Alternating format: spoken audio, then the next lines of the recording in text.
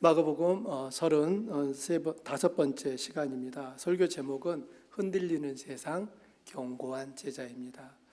본문은 예수님이 성전을 떠나시는 장면으로 시작합니다. 조금 전까지 예수님은 성전 안에서 여인의 뜰이라 부르는 그곳에 계셨습니다. 사람들은 그곳에서 쇼파롯이라 부르는 헌금함에 이제 돈을 넣었는데 많은 사람들이 그곳에 헌금을 넣고 있었습니다.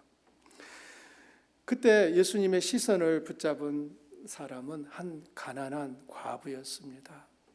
그녀가 넣은 것은 2렙돈, 동전 2개에 불과했습니다. 시장 경제 기준으로 본다면 그 과부의 헌금은 매우 적고 보잘것없는 금액입니다. 그러나 예수님은 오히려 그 여인이 가장 많이 헌금했다고 말씀하셨습니다. 그 이유는 그녀가 자신의 생활비 전부를 드렸기 때문입니다. 예수님은 그녀의 2렙돈 속에서 하나님을 향한 사랑과 신뢰를 보셨습니다. 하나님은 예나 지금이나 변함없이 당신을 사랑하고 의지하는 사람을 찾으십니다. 그리고 그런 사람을 높여주시고 기뻐하십니다. 사랑하는 여러분, 지금도 하나님은 여러분을 바라보고 계십니다. 여러분을 바라보시는 주님의 마음이 2000년 전 그 가난한 과부를 보며 느끼셨던 그 감격으로 동일하게 채워질 수 있기를 바랍니다.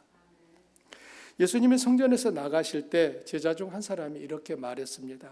선생님, 보십시오. 얼마나 굉장한 돌입니까? 또 얼마나 굉장한 건물들입니까?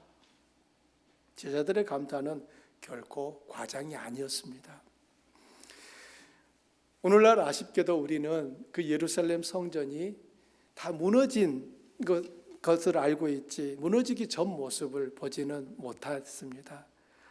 유대 역사가 요세푸스의 기록에 따르면 헤롯 왕이 지은 이 예루살렘 성전은 그 규모와 장엄함 때문에 방문객들이 놀라움을 금치 못했다고 합니다. 대부분의 돌은 높이가 약 1m, 길이가 2에서 5m 정도였다고 합니다. 또 성벽 아래쪽 부분에는 상상을 초월하는 크기의 돌들이 사용되었습니다. 요세푸스는 어떤 돌의 길이는 하나가 20m에 달했다고 말을 합니다.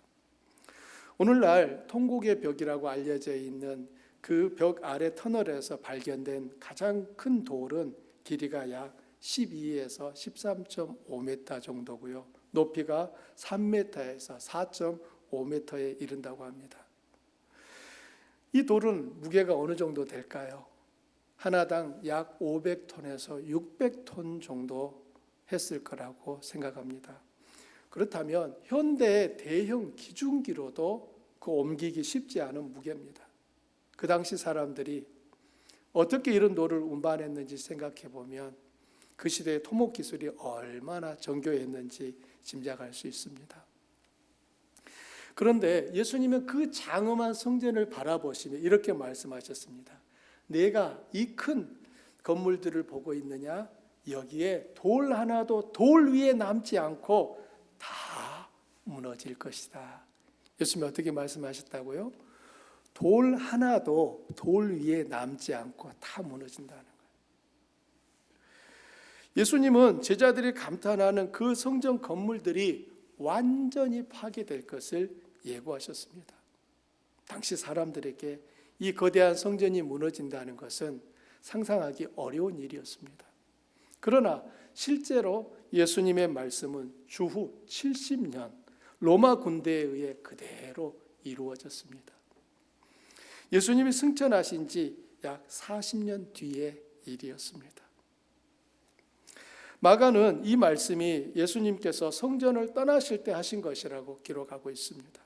여기서 이 떠나다라는 말은 헬라어 에크포리오마이라는 단어를 쓰는데요. 이 단어는 종종 전쟁에 나가다 혹은 애굽에서 나오다라는 의미로 사용되었습니다.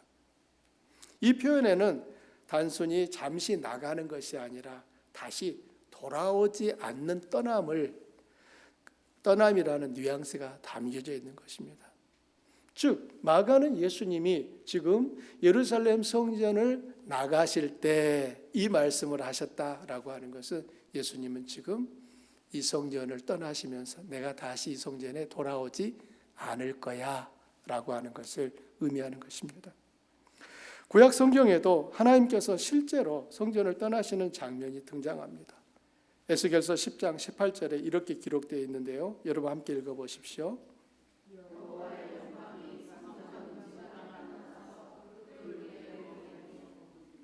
성전이 더 이상 하나님의 뜻에 맞는 역할을 하지 못하자 하나님의 영광이 성전을 떠나신 것입니다. 예수님이 성전을 떠나신 후 다시 예수님은 그 성전으로 들어가지지 않으셨습니다. 역사가 보여주는 분명한 교훈이 있습니다. 하나님이 떠나신 성전은 더 이상 성전이 될 수 없습니다. 그곳에서 아무리 화려한 종교의식이 진행될지라도 그 예배를 받으실 하나님이 계시지 않는다면 그 모든 수고는 헛될 수밖에 없다는 것입니다. 사랑하는 여러분, 이 말씀을 오늘날 교회에도 중요한 질문을 던집니다. 예수님이 지금 우리 가운데 계십니까? 하나님이 우리 공동체 안에 계십니까? 만약 주님이 이미 떠나셨는데도 겉으로 드러나는 화려한 예식과 열심만으로 만족하고 있다면 그보다 더 큰 슬픈 현실은 없을 것입니다. 우리는 늘 두려운 마음으로 점검해야 합니다. 주님이 지금 우리 가운데 계신가? 여러분은 이 세상에 하나님이 기뻐하시는 교회가 얼마나 될 것 같습니까? 아주 많을까요? 아니면 아주 적을까요? 자세히는 알 수 없지만 모든 교회를 주님이 기뻐하시지는 않을 것이고 또 모든 교회를 하나님이 미워하거나 싫어하시지도 않을 것입니다. 바라기는 우리 주한교회가 하나님 앞에서 주님의 마음을 시원케 해드리는 그런 공동체가 되면 좋겠습니다. 우리가 그걸 바라보며 달려가고 있는 거 아니겠습니까? 여러분, 우리 교회의 표어가 무엇입니까? 생명의 삶 시험 문제 중에 하나입니다. 하나님의 뜻을 이루는 교회. 그렇습니다. 이게 우리 온 성도들이 우리의 삶을 통하여 이루고자 하는 목표입니다. 교회를 바라보시는 주님의 마음이 항상 정말 기쁨으로 충만해질 수 있다면 얼마나 좋겠습니까? 예수님께서 성전을 떠나신 후 결국 성전은 파괴되었습니다. 겉으로 보면 외적의 공격으로 무너진 사건이지만 사실 그 이전에 하나님의 아들이 성전을 떠나신 사건이 있었습니다. 성전이 무너지는 장면을 직접 본 많은 유대인들은 그 순간 어떤 생각을 했을까요? 예수님께서 저 성전이 다 돌 하나도 돌 위에 남지 않고 무너지리라 그 말을 기억했을까요? 그렇지 않았습니다. 아마 누구도 그런 일이 일어날 것이라고 생각하지 못했을 것입니다. 그러나 눈앞에서 현실이 되었을 때 하나님이 우리를 버리신 것인가 라고 생각했을지도 모릅니다. 그러나 성전이 무너진 것은 단순한 파괴가 아니라 성전보다 더 큰 분을 위한 길을 여는 사건이었습니다. 사람의 손으로 지은 성전이 사람의 손으로 짓지 아니한 성전으로 대체되는 것입니다. 예수님은 이미 이렇게 말씀하셨어요. 손으로 지은 이 성전을 내가 헐고 손으로 짓지 아니한 다른 성전을 사흘 동안에 지으리라. 이 말씀은 결국 예수님의 죽음과 부활을 가리키는 의미였습니다. 예수님은 성전을 떠나 감람산 안에 앉으시고 성전을 마주 바라보셨습니다. 지금 예수님이 앉으신 이 감람산과 성전은 바로 코앞에 바로 보이는 자리예요. 거리가. 이 장면은 구약의 또 한 장면을 떠올리게 하는데요. 에스겔 11장 23절입니다. 이 구절도 여러분 함께 읽어보십시오.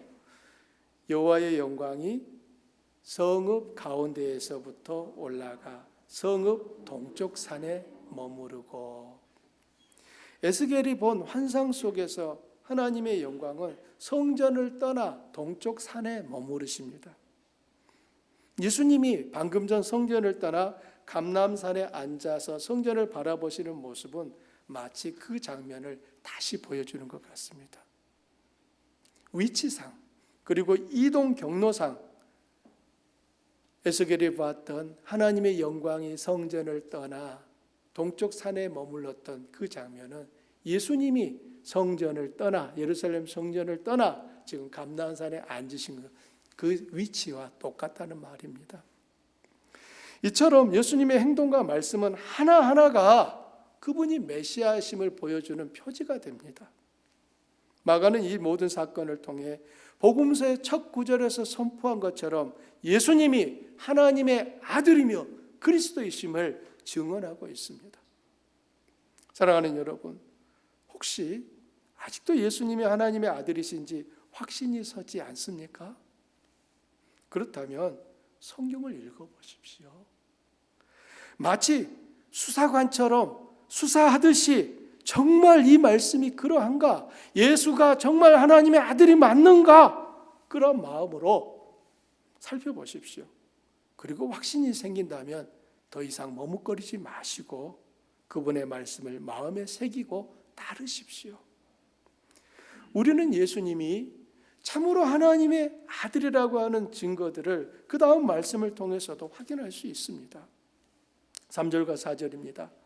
예수께서 감람산에서 성전을 대하여 앉으셨을 때 베드로와 야고보와 요한과 안드레가 조용히 묻되 우리에게 이르소서 어느 때에 이런 일이 있겠사오며 이 모든 일이 이루어지려 할 때 무슨 징조가 있사오리이까? 감람산에서 제자들은 예수님께 조용히 질문했습니다. 이 일이 언제 일어나겠습니까? 그리고 이런 일이 이루어지려고 할 때는 어떤 징조가 있겠습니까? 이에 대해 예수님은 먼저 성전 파괴 이전에 나타날 세상의 징조들을 말씀하셨습니다. 거짓 그리스도들이 나타나 많은 사람을 미혹할 것이며 전쟁과 전쟁의 소문이 있을 것이고 곳곳에 지진과 기근이 있을 것이라고 하셨습니다. 그러나 예수님이 이렇게 말씀합니다. 두려워하지 말라. 아직 끝은 아니다. 이런 일들은 재난의 시작일 뿐이다. 실제로 역사를 살펴보면 이런 일들이 일어났습니다. 주후 70년 성전이 파괴되기 이전에 팔레스타인과 그 주변 지역에서는 예수님이 예고하신 일들이 하나둘 일어났습니다. 그리스도를 사칭한 많은 인물들, 예를 들면 드다, 갈릴리의 유다의 아들들, 또 이집트인들 이외에도 수많은 미혹자들이 나타나서 내가 그리스도다라 주장하며 많은 사람을 미혹했습니다. 그뿐만 아니라 사회 정치적으로는 파르티아 전쟁이 주후 36년 이래로 계속되었고요. 또 헤롯 안티파스와 나바테 왕 아레타스 간의 전쟁이 36년부터 37년까지 있었고 그 외에도 여러 건의 지역에서의 폭동들이 있었습니다. 그리고 8절에 언급된 지진은 67년에 예루살렘에 지진이 일어납니다. 그리고 빌립보 지진이 있었고 소아시아 대지진이 61년에 폼페이 지진이 62년에 있었고 또 기근이 드는데 로마 황제 클라우디스가 다스릴 때 46년입니다. 이때 대기근이 있었습니다. 자, 예수님이 성전이 파괴되기 전에 이런 일들이 있을 거다라고 예고하시고 그 후로 성전이 파괴되는 70년까지 기간 동안에 모두 다 일어난 일들이었습니다. 그러나 주님 뭐라고 하셨어요? 그 사건들이 일어났다고 해서 곧바로 성전이 파괴되는 것은 아니다 라고 하셨습니다. 물론 위에 이 현상들은 성전이 파괴에 앞서서 반드시 일어날 현상이지만 성전이 무너지는 일이 발생하기까지 이런 혼란과 재해들은 계속 반복해서 일어난다는 것입니다. 그래서 예수님이 제자들에게 하신 말씀이 주의하라 였습니다. 주의하라. 너희들이 세상의 혼란을 보며 지나친 두려움을 갖지도 말고 지나친 흥분에 빠지지도 말라는 것입니다. 또한 그런 일에 근거하여 성전 파괴의 시기가 이때다라고 계산하려고 하지도 말라는 것입니다. 역사 속에서 예수님이 이때 올 것입니다 라고 계산하는 많은 사람들이 있었지만 하나같이 다 틀렸습니다. 그리고 자신이 그리스도라고 주장한 사람이 수없이 있었지만 아직 주님 오시지 않았습니다. 오늘날도 마찬가지잖아요. 많은 사람들이 지금이 세상의 마지막이 아닌가 생각하게 하는 징조들이 자주 여러 곳에서 일어나고 있습니다. 지금도 중동에서는 전쟁이 진행 중이고 러시아와 우크라이나의 전쟁은 4년이 지나도록 아직도 계속되고 있습니다. 기근과 지진이 지구촌 곳곳에서 일어나고 사람들의 사랑은 점점 식어가는 것처럼 보입니다. 많은 사람들이 지금이 세상의 마지막이 아닌가 말하고 있습니다. 그러나 예수님 분명히 말씀하셨습니다. 뭐라고요? 그날과 그때는 아무도 모른다. 하늘에 있는 천사들도 아들도 모르고 아버지만 아신다. 마지막 때를 계산하려는 시도는 성경이 경계하는 일입니다. 우리에게 중요한 것은 날짜를 아는 것이 아니라 주어진 삶을 충실히 살아가는 것입니다. 우리들이 사랑하는 주님은 세상의 주인으로서 우리에게 이 세상을 가꾸고 돌보는 책임에 대해 말씀하십니다. 주님이 아직 우리를 세상에 남겨두신 이유는 이 세상에서 청지기로서의 책임을 감당하라고 하시는 것입니다. 어떤 사람들은 주님의 재림과 세상의 종말을 믿지 않으며 절대로 일어나지 않을 일이라고 무시합니다. 그 이유는 지난 2000년 동안 그 일들이 일어나지 않았기 때문입니다. 하지만 주님의 말씀을 진실하다는 것을 생각할 때, 주님의 말씀이 진실하다는 걸 생각할 때 아직 주님의 오심은 여전히 미래의 일로 남아 있습니다. 예수님은 또 하나의 사실을 말씀하셨어요. 세상이 혼란해지는 그때에 제자들이 겪게 될 고난입니다. 9절부터 13절을 여러분 함께 보십시오. 너희는 스스로 조심하라. 사람들이 너희를 공회에 넘겨주겠고 너희를 회당에서 매질하겠으며 나로 말미암아 너희가 권력자들과 임금들 앞에 서리니 이는 그들에게 증거가 되게 하렴이라. 또 복음이 먼저 만국에 전파되어야 할 것이니라. 사람이 너희를 끌어다가 넘겨줄 때에 무슨 말을 할까 미리 염려하지 말고 무엇이든지 그때 너희에게 주시는 그 말을 하라. 말하는 이는 너희가 아니요 성령이시니라. 형제가 형제를, 아버지가 자식을 죽는 데에 내주며 자식들이 부모를 대적하여 죽게 하리라. 또 너희가 내 이름으로 말미암아 모든 사람에게 미움을 받을 것이나 끝까지 견디는 자는 구원을 받으리라. 제자들은 복음을 전하다가 공회와 회당에서 신문을 받게 되고 권력자들 앞에 서게 될 것입니다. 그러나 그 순간에도 두려워하지 말라고 하십니다. 성령께서 그들에게 할 말을 주실 거라는 거예요. 사도행전을 우리가 보면서 확인하는 사실이 바로 이거 아닙니까? 갈릴리의 그 어부들, 갈릴리의 그 배움이 적은 사람들이 권력자들 앞에 서서 담대하게 하나님이 하신 일을 선포할 때 그들이 뭐라고 합니까? 저들이 배우지도 않았는데 어떻게 저렇게 말하는가 놀라지 않습니까? 어떻게 그런 일이 가능했을까요? 성령께서 제자들의 마음에 그들이 할 말을 넣어주셨기 때문입니다. 그렇다면 이 말씀을 우리 개인에게 적용해 본다면 우리들이 우리의 이웃들과 만날 때 내가 도대체 저 사람에게 무슨 말을 해야 될지 몰라도 두려워하지 말라는 것입니다. 내가 할 말을 성령께서 우리에게 떠올려 주신다는 것입니다. 제자들이 받을 그 박해에서는 가족들도 한 몫을 하게 됩니다. 복음 때문에 가장 가까운 사람들에게서 배척을 당할 수 있다고 하셨습니다. 형제가 형제를, 아버지가 자식을, 자식이 부모를 내어주게 된다는 거예요. 그렇다면 왜 하나님은 제자들에게 그런 박해와 고난을 받게 하시는 걸까요? 그 박해는 복음 선포와 밀접하게 관련되어 있습니다. 복음을 선포하는 그 복음이 선포되는 것을 들었을 때 세상은 복음을 싫어합니다. 왜냐하면 복음을 모르는 상태는 마치 어둠 속에 있는 것과 같습니다.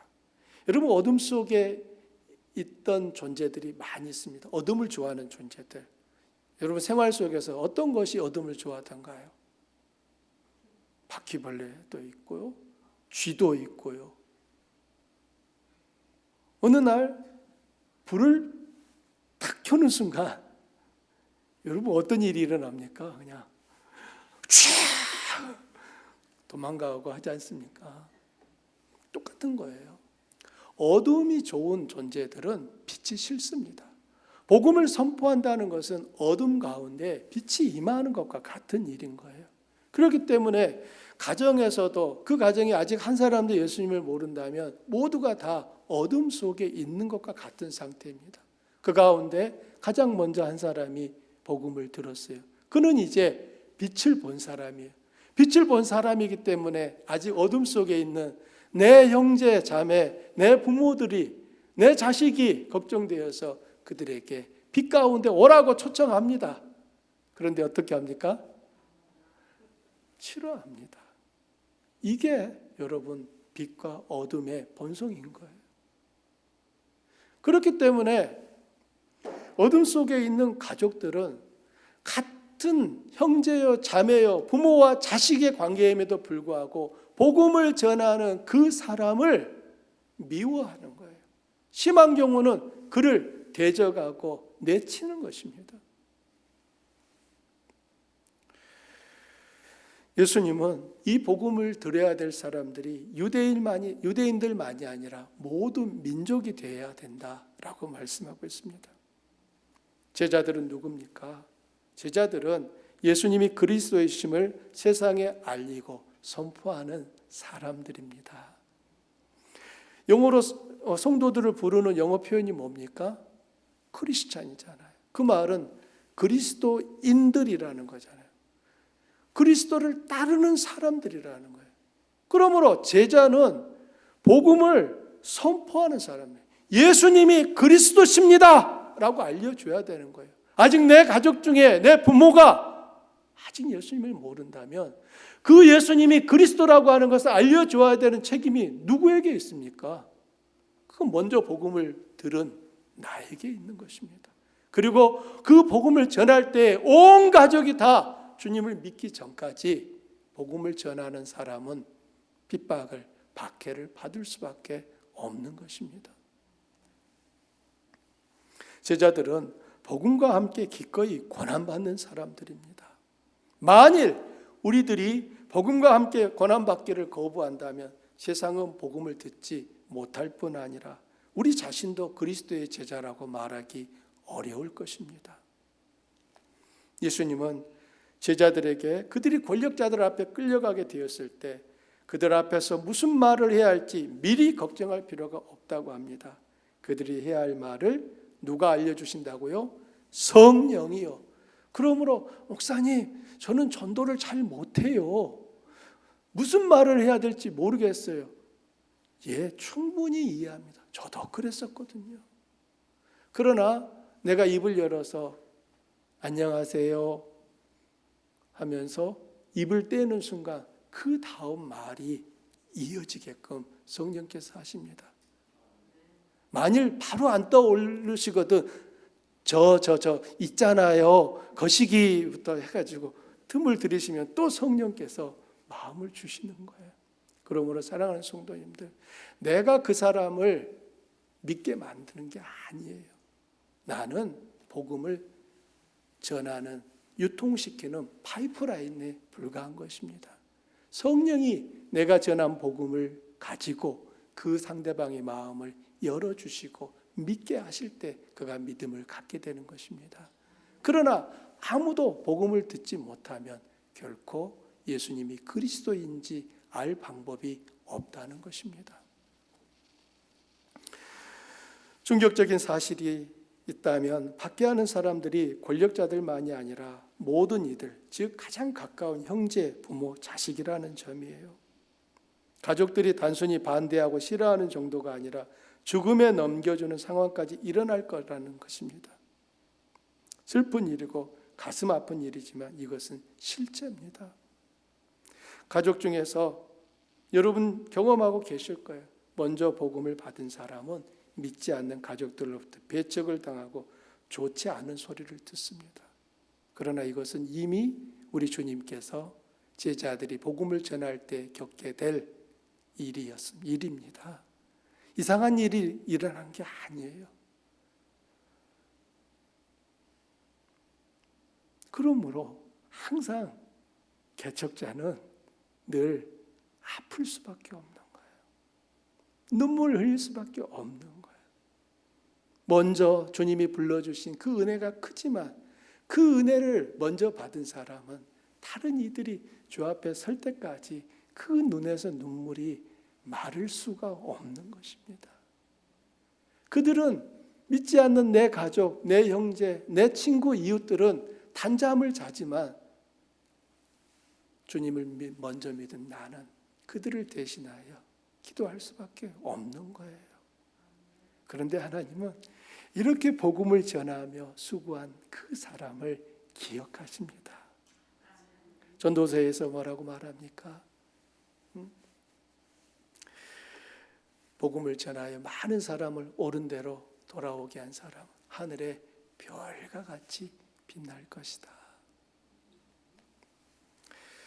가족들이 믿는 일을 핍박했던 사건은 주 64년 로마의 네로가 황제로 있을 때 일어났었습니다.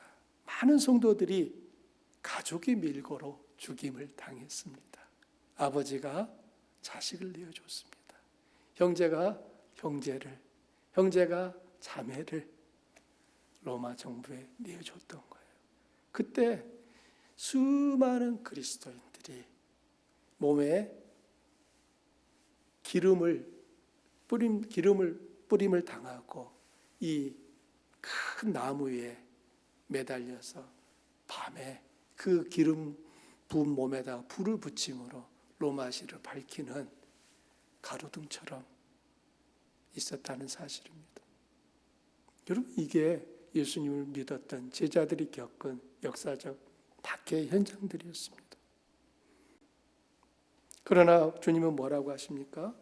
제자는 이런 급박한 상황 속에서 끝까지 인내해야 한다고 하십니다. 이 고난의 상황에서 제자들에게 요구되는 것은 그 상황을 빨리 벗어나려는 것이 아니라 끝까지 인내하는 것입니다. 여러분 13절 함께 읽어보십시오. 또 너희가 내 이름으로 말미암아 모든 사람에게 미움을 받을 것이나 끝까지 견디는 자는 구원을 받으리라. 너희가 내 이름으로 인하여 모든 사람에게 미움을 받을 것인데 끝까지 견디는 사람은 구원을 받으리라. 성경이 말하는 구원은 단지 이 땅에서 오래 사는 것이 아니라 영원한 생명을 얻는 것입니다. 사도 바울은 고린도전서 15장에서 이렇게 말합니다. 우리가 바라는 것이 다만 이 세상의 삶뿐이면 우리는 모든 사람 가운데 가장 불쌍한 사람이다. 그러나 우리의 삶은 이 세상으로 끝나지 않습니다. 예수님이 죽으셨다가 다시 살아나신 것처럼 우리도 죽을 것이지만 장차 부활의 생명에 참여하게 될 것입니다. 성도들에게 주님의 재림에 대한 희망은 이 세상에서 박해를 견디고 이겨내고 끝까지 견디게 합니다. 저와 여러분 모두 주님이 다시 오시는 그날, 그때 자신이 세상에서 살아온 청지기의 삶에 대해 평가받게 될 것입니다. 주님의 다시 오심을 믿고 기다리는 사람들은 내게 주어진 오늘이라는 시간에 최선과 책임을 다합니다. 1780년 5월 19일 미국 뉴 잉글랜드 지역에서 실제로 일어났던 일입니다. 지금의 코네티컷 그 근처입니다. 그날은 역사적으로 뉴 잉글랜드의 암흑의 날로 불려지는데요. 그날 대낮인데도 하늘이 갑자기 어두워졌습니다. 사람들은 세상에 종말이 오는 게 아닌가 두려워했습니다. 그도 그럴 것이, 여러분, 갑자기 환하던 하늘이 시커멓게 덮여지고 빛이 사라져 버렸다. 두렵지 않겠습니까? 그때 의회에서는 회의 중이었는데요. 갑작스러운 어둠 때문에 의원들이 공포에 질려서 회의를 중단하자는 의견을 내놓았습니다. 그때 의원 중에 한 사람이었던 에이브럼 다븐포트가 이렇게 말했습니다. 심판의 날이 오는 것이든 아니든 나는 휴회에 반대합니다. 심판의 날이 아니라면 멈출 이유가 없고, 심판의 날이라면 나는 내 의무를 다하는 모습으로 발견되기를 원합니다. 그러니 촛불을 가져오십시오. 어떻게 됐을까요? 그날 촛불을 켜고 그 의회의 회의는 계속되었다고 합니다. 사랑하는 여러분, 주님의 다시 오심을 믿는 사람은 두려움 속에서 시간을 보내지 않습니다. 우리는 이 세상에서 오늘이라고 하는 이 시간을 최선을 다해 살지만 우리는 이 세상에서 영원히 살 것처럼 행동하지는 않습니다. 우리는 주님이 부르시는 그 시간 동안 이 땅을 삽니다. 그리고 그렇게 살아가는 우리는 주님이 우리에게 책임을 맡기신 일을 감당하는 청지기로서의 삶이 되는 것입니다. 여러분, 청지기는 주인이 아닙니다. 엄밀하게 말하면 청지기는 노예입니다. 주인의 노예인 거예요. 따라서 청지기는 주인의 뜻을 이루는 자로서 삶을 살아야 주인으로부터 칭찬을 받게 되는 것입니다. 그렇다면 사랑하는 성도님들, 나는 어차피 죽을 것이니 아무렇게나 살자. 여러분, 그것은 주님의 죽음도 부활도 승천도 재림도 모르는 사람이 하는 말인 거예요. 우리는 오늘 성경의 말씀이 참된 하나님의 약속이고 예언의 성취들이었다는 사실을 확인하고 있습니다. 이 글을 읽는 제자들은 아직 이 사건이 성전이 무너지기 전이었어요. 그래서 그들은 아직 미래의 사건으로 남아있지만 우리는 이미 역사 속에서 주님이 하신 그 말씀이 실제로 이루어진 것을 확인하는 자리에 서 있습니다. 그렇다면 여러분, 우리는 다른 주님의 말씀 또한 그대로 성취될 것을 믿을 수 있지 않겠습니까? 저와 여러분이 주의 말씀을 가까이 하고 그 말씀 속에서 위로와 소망을 가질 수 있는 것은 하나님은 살아계신 분이기 때문입니다. 그분의 말씀은 반드시 이루어질 것이 분명하기 때문입니다. 그러므로 우리는 내게 주어진 이 오늘이라는 삶을 충실히 살아가야 합니다. 주님이 다시 오시는 날 우리는 각자 청지기의 삶에 대해 평가받게 될 것입니다. 우리는 흔들리는 세상 속에서도 견고한 제자로 살아야 합니다. 주님의 말씀을 참된 진리로 붙들고 그 말씀을 따라 우리의 삶을 세워가는 저와 여러분 그리고 주안교회가 되기를 축원합니다. 오늘 말씀을 생각하며 우리 함께 기도하는 시간 갖겠습니다.